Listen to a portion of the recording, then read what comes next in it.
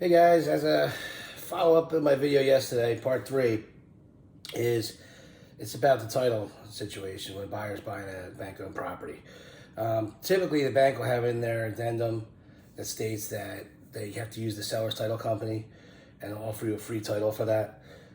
Free title insurance is what they'll tell you. This is kind of a controversial answer because I do work for the seller a lot in these cases, and when I do, they expect me to relay that info to the buyers.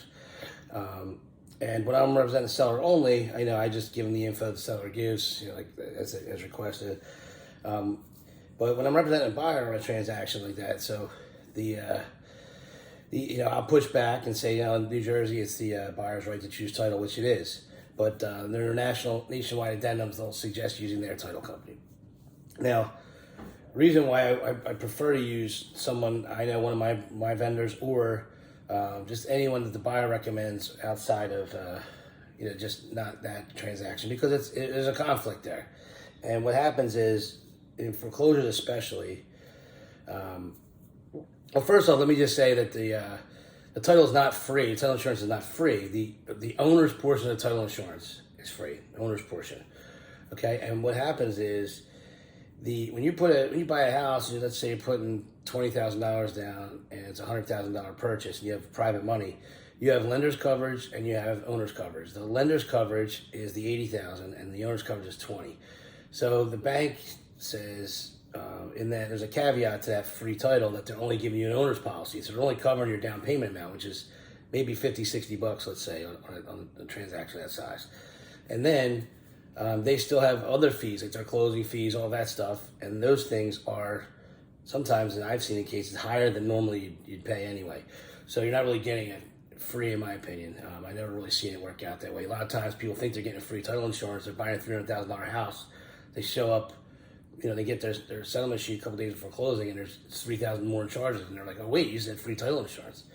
I'm like, "Oh no, it's not free. It's the owner's portion." And some cases, that's very, very little, and then they're still paying the lender's portion. So that free is a little misleading.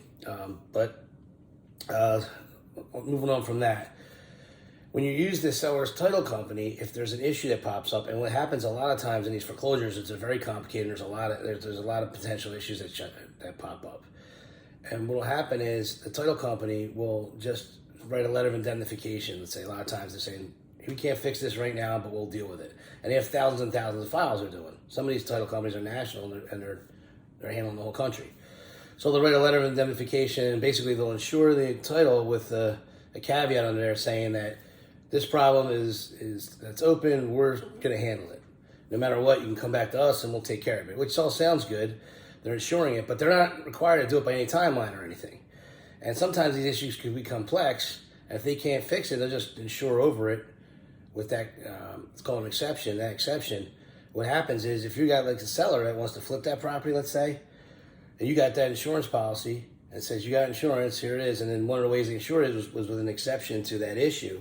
When you go to resell that property, you might sell it, and then another buyer might come in with their own mortgage company, and their title company might say, "We're not sure of this issue. We want it resolved, not just a letter of identification saying that you'll take care of it, whatever." Because they're not on the timeline.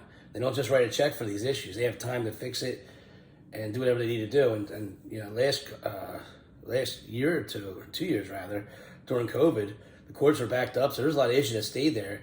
And like I said, sometimes these, the one way they handle it is they'll say, "All right, you got to go back to that title company again." But the lender for the new buyer might not accept that exception on the lender's title policy, the seller's title policy. Again, when you go back to it, and even then, there's still an issue out there. If you're representing a buyer, you want to make sure their title's clean, not just insured. So that's something to think about when you're putting these offers in. Like I said, I would always want someone where I always tell my buyers in the situations, look, they're offering a free title. It's not really free. And here's the other thing too. They close it whenever they feel like it. But that's a whole other issue. It's not really free. And if there's a problem down the road when you go to sell this place, you can come back to me and I'll get it fixed. I'm here. I'm local. You try to get them on the phone, someone that's out of state and has no vested interest at all in resolving this issue, and then just say, "Oh yeah, we're going to take care of it. It's in process. We're waiting on this," and then you have no recourse at all. So that's why I like to make sure that I keep that tight, and that the buyers are title is insured with someone that represents their interest only, not the sellers. Because again, there is a conflict there for reasons I just said, and that's it. If you ever have any questions or anything, you can always reach out to me. Help with these kind of transactions. I'm here to help. All right, thanks. Have a great weekend, everybody.